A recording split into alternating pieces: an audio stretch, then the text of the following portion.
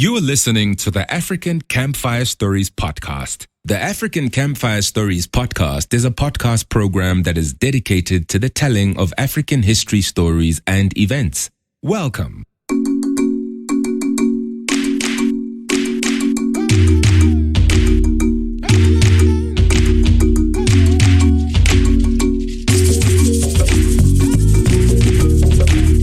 To bring you African history, we have to go through a lot of information, including names of places and names of people. Should you pick up anything that we get wrong, or if you just need to reach us, please use our website, www.africancampfirestories.com. You can also reach us on our social media pages. On Twitter, African Campfire Stories. On Facebook, African Campfire Stories. And on Instagram, African Campfire Stories. To create this podcast, we use sources from historians, academics, and other writers. Thank you very much to all the men and women who write about African history. Before you listen to today's episode, we would like to suggest that you go through the previous episodes of the series, that is, starting from episode 2 and going all the way to episode 6. Our Cold War Pawns story is presented in the form of a series made up of many episodes beginning from episode 2. Without much further ado, this is episode 7, Cold War Pawns, The Fight for China. Last time, we presented you with our first special episode. Today, we are, however, going back to our Cold War Pawns series. In the previous episodes, we saw cracks starting to appear in the relationship between the United Soviet Socialist Republics and the United States of America. These two, the USSR and the USA, had never had a great relationship to begin with. They had been forcefully brought together by Adolf Hitler's aggression that had led to the Second World War.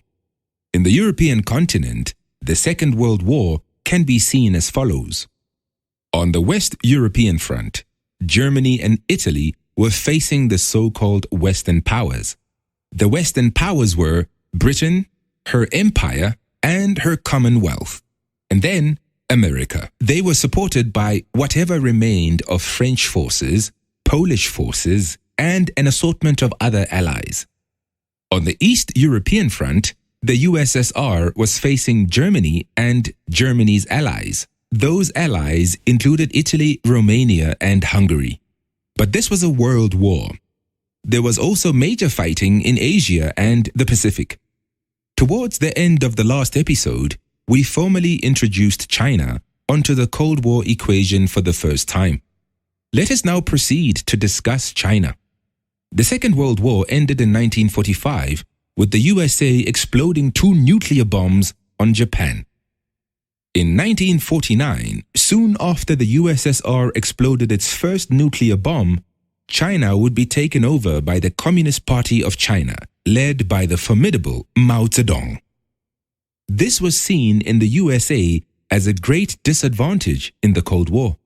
The Maoist forces had taken China in the Chinese Civil War. The Chinese Civil War had been fought between the Communist Party of China, led by Mao Zedong, and the Chinese National Party, also known as the Kuomintang, led by Chiang Kai-Shek. This being the Cold War era, it would be easier to tell you that the USA supported the Nationalists and the USSR supported the Communists. Unfortunately, history is never that simple. The USA had supported both sides of the Chinese Civil War, that is, the Nationalists and the Communists, during China's war with Japan during World War II. At that time, the USA was interested in keeping Japan out of China. It didn't matter for them who in China would do it. At this point, it is appropriate to provide a little background on the China versus Japan conflict of World War II. Japan had been at war with China way before the Second World War began. In 1931, Japan had found an excuse to attack China. This attack caused chaos in China, as the Communists and Nationalists had already been engaged in civil war since 1927. There are 3 main dates that historians debate over as the beginning of World War II. Those dates are 1931, 1937, and 1939. Some historians state that the beginning of the Second World War was in 1931 when the Japanese attacked China for the first time at the Chinese province of Manchuria. We have also discussed the Second World War in Western Europe between Hitler's Germany and the Western powers. That war began in September 1939. Italy joined not long after that on the side of Germany. As for 1937, well, 1937 is important because while there had been fighting between China and Japan since 1931, in 1937, things went up a notch. We will not go into a detailed discussion on the war between China and Japan, so we will provide the background that is appropriate for our Cold War story. The fight that broke out in 1931 between China and Japan, according to some historians and some Japanese commentators after the war, seems to have been spearheaded by rogue elements within the Japanese army, meaning that the fighting that broke out in 1931 wasn't the official policy of the central government back in Japan. The fighting that began in 1937, however, seems to have had the support of the government, if only because the Japanese military had been able to infiltrate the government by that time, to such an extent that the military policy was now government policy. Japanese attacks in China meant that the civil war that was already underway in China became more confused and chaotic. For the USA, as we've already mentioned, their purpose was to get Japan out of China. Of course, the Americans would have liked to arm and support only the nationalists, but many times it looked like the communists were doing a better job at beating the Japanese, and the communists looked like they were more serious about defeating Japan. Things also became even more complicated when the communists and the nationalists reached a truce that was supposed to formulate an anti-Japan coalition between the communists and the nationalists. But both of the Chinese forces kept a separate identity. And as such, once the Japanese were kicked out of China, the communists and nationalists would be on each other's throats again. Just like clockwork, when Japan surrendered to the Americans in September 1945, the communists and nationalists went back to civil war. We cannot stress enough that for the USA, the Chinese Civil War was complex. The USA wanted to support the nationalists, but they also didn't want to support any side that was going to lose. As the Civil War went on, it became clear that nationalists were weak. Stalin was also rationing the help that he was providing to Mao Zedong and the communists. Stalin, as was always the case with him, was conducting a sly international policy. He, of course, didn't want the nationalists to win China, but he also didn't want the communists to win quickly. Stalin wanted to drag out the war in China for his own purposes, including the fact that keeping China in a state of war meant that Americans would not be able to focus only on Germany and Berlin. As long as the Chinese Civil War went on, the focus of the USA would be spread out between Europe and Asia. When China went communist in 1949, this was too hard for some in the US power structures to bear. They felt they were losing the capitalist versus communist war of world domination. When China fell to the communists, the USA kept on supporting the Chinese nationalists led by Chiang Kai-Shek. The latter and his supporters escaped to the island of Taiwan, where they remain to this day. This then meant that, depending on who you ask, there were now two Chinas. The mainland of China was called the People's Republic of China, and Taiwan was called the Republic of China. Of course, the USSR recognized the People's Republic of China, while the USA recognized the Republic of China. Though they were both communist, the relationship between the USSR and China wasn't an easy one. Their relationship would eventually become even more complicated when Communist China, the People's Republic of China, under Mao Zedong, began formal diplomatic relations with the USA under President Richard Nixon in 1972. After Germany surrendered in 1945, thus ending the Second World War in Europe, the USSR attacked the Japanese forces located in the parts of China that Japan had taken from China during Japan's invasion of China. This attack on Japan by the USSR wasn't because Stalin was being simply helpful to China. No. The USA had requested again and again during the war, at the Tehran Conference and at the Yalta Conference, that the USSR should enter the war against Japan. At that point of the war, the USA was largely fighting Japan alone. This was before the USA had a nuclear bomb, and the USA was concerned that they would have to attack the main Japanese home islands before Japan would surrender. This attack on the Japanese home islands was projected to be difficult and bloody, so it would help the USA if the USSR would attack the Japanese military from the west, while the USA was attacking from the east.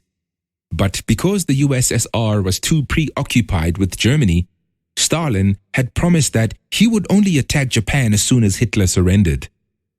However, Stalin laid down conditions for attacking Japan. There was always a catch with Stalin.